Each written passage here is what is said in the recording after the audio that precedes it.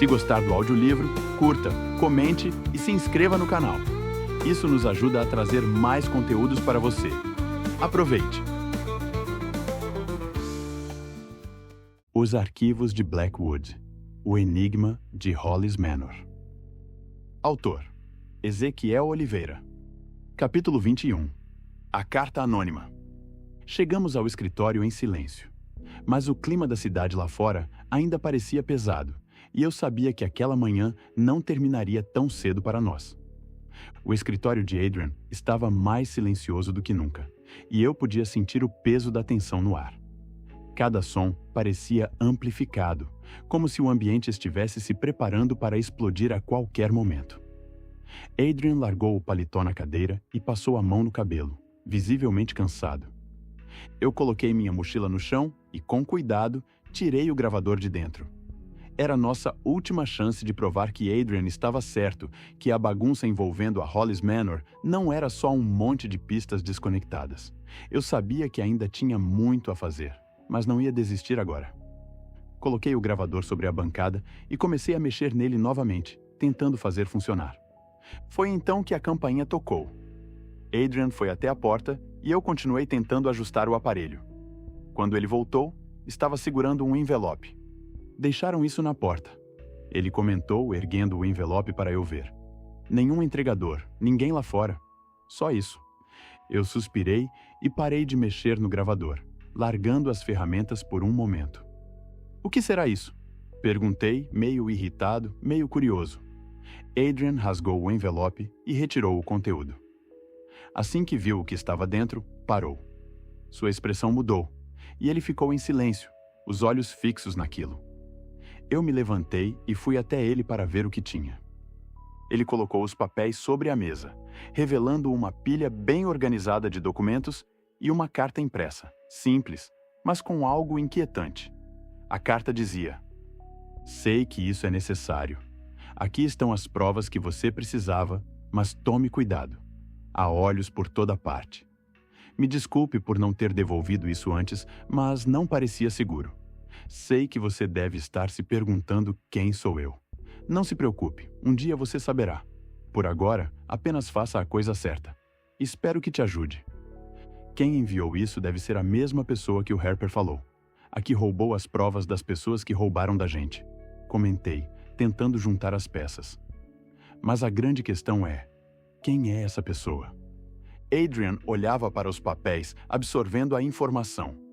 Seus dedos passavam pelas páginas com cuidado, como se procurassem algo, mas ele ainda não parecia completamente satisfeito.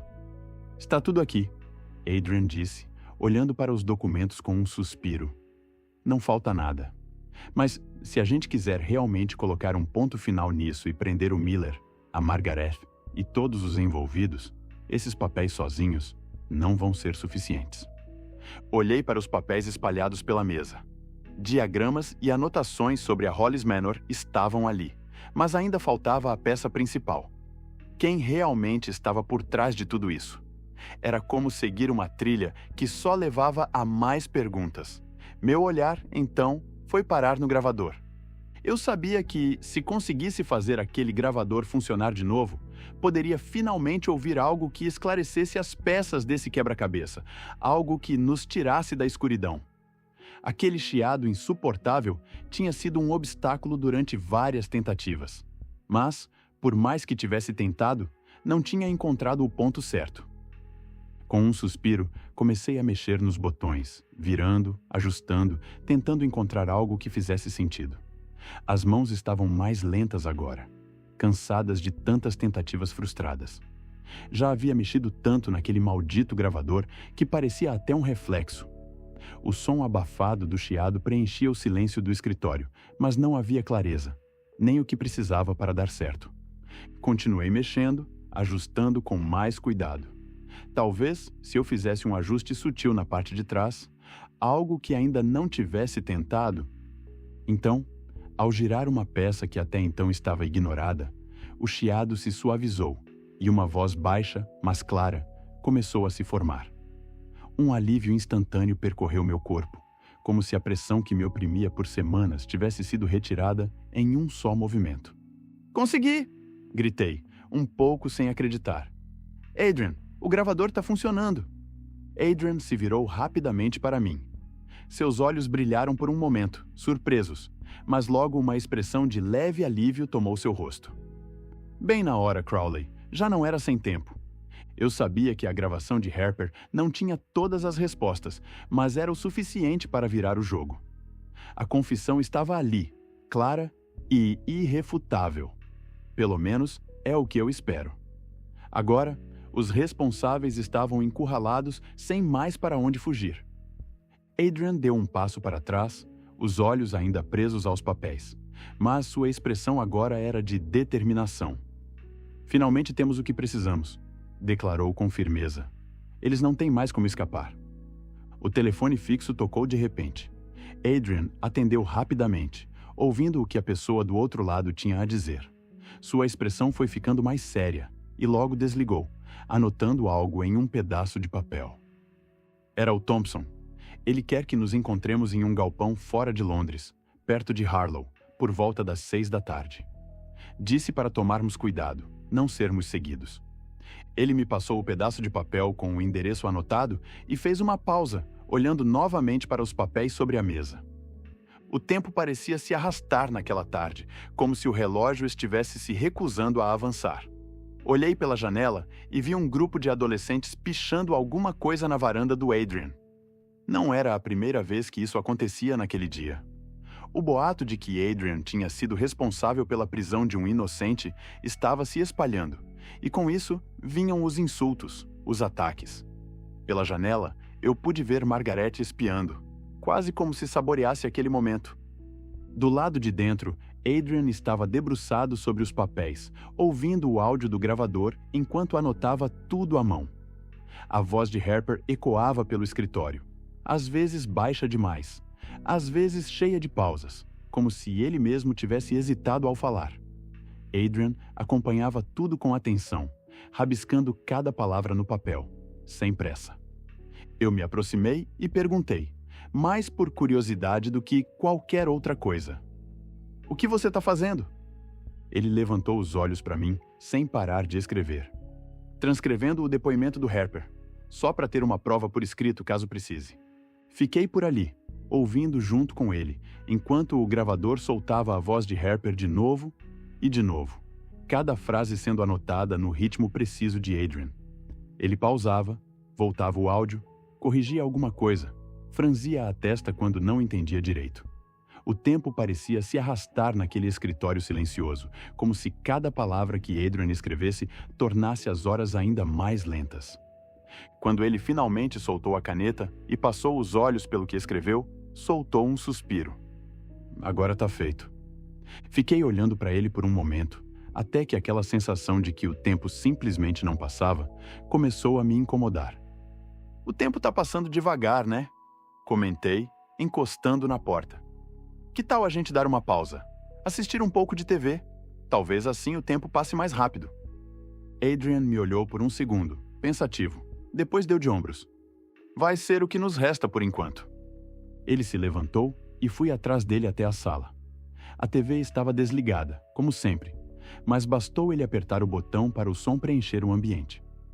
A tela ficou um pouco embaçada no começo, mas logo voltou ao normal, mostrando as notícias do dia. Em um dos canais, um repórter aparecia na tela entrevistando pessoas na rua. Uma senhora idosa balançava a cabeça e dizia: Adrian Blackwood é um bom homem. Ele sempre fez o que é certo. Tenho certeza de que há algo mais por trás disso. Alguém deve estar manipulando as coisas para ele parecer culpado. Outra voz aparecia entre as entrevistas. Era Walter Green. Ele me ajudou a sair do incêndio na casa do Edward. Se não fosse por ele, eu e minha família não teríamos sobrevivido. Ele se arriscou para nos tirar de lá antes que os bombeiros chegassem. E o prazer dele é ajudar quem precisa. Quando resolve um caso, é porque gosta do que faz. Isso eu tenho certeza. A imagem mudou para outro entrevistado, um homem com ar de indignação. Ele gesticulava com força enquanto falava. Esse detetive está ultrapassado. Já passou do tempo de ele se aposentar. Vai acabar arruinando a vida de mais pessoas se continuar desse jeito. Adrian soltou um suspiro pesado e trocou novamente de canal. O novo programa era uma discussão ao vivo, com especialistas debatendo se a idade ou o luto pela esposa poderiam estar afetando o julgamento de Adrian. Ele está velho demais para esse trabalho. A pressão é grande e talvez ele não consiga mais lidar com isso. Tem que saber a hora de parar. Um dos comentaristas dizia enfático. Adrian observava sério, mas em silêncio. Eu, por outro lado, não conseguia deixar de pensar em como sabiam tanto sobre Liz. Como é que sabiam que a morte dela ainda mexia com ele, a ponto de prejudicar sua capacidade de resolver casos? Era mais um mistério que, por enquanto, ficava sem resposta. Suspirei, tentando afastar os pensamentos, enquanto Adrian mudava de canal de novo. Compra uma TV nova, Adrian, eu disse, mais para quebrar o silêncio do que qualquer outra coisa. Essa velha não tem nem opção decente de canais. Ele continuou encarando a tela por um momento antes de responder, sem me olhar. Essas TVs novas são cheias de frescura. Tendo meu jornal para assistir, já está de bom tamanho. Eu me recostei na cadeira, observando ele. Ele podia parecer inabalável para o mundo lá fora, mas eu sabia que toda essa pressão o estava afetando, por mais que não admitisse. Então, depois daquela longa tarde, Adrian olhou para o velho relógio na parede, se levantou e falou com determinação enquanto pegava o sobretudo. Vamos, Crowley. Precisamos ouvir o que o James tem a dizer. Concordei com a cabeça e o segui até a porta. Mesmo com tantas pessoas desacreditando no Adrian, ou até mesmo em mim, ainda restava a esperança de que Thompson confiasse nele o suficiente para nos ajudar.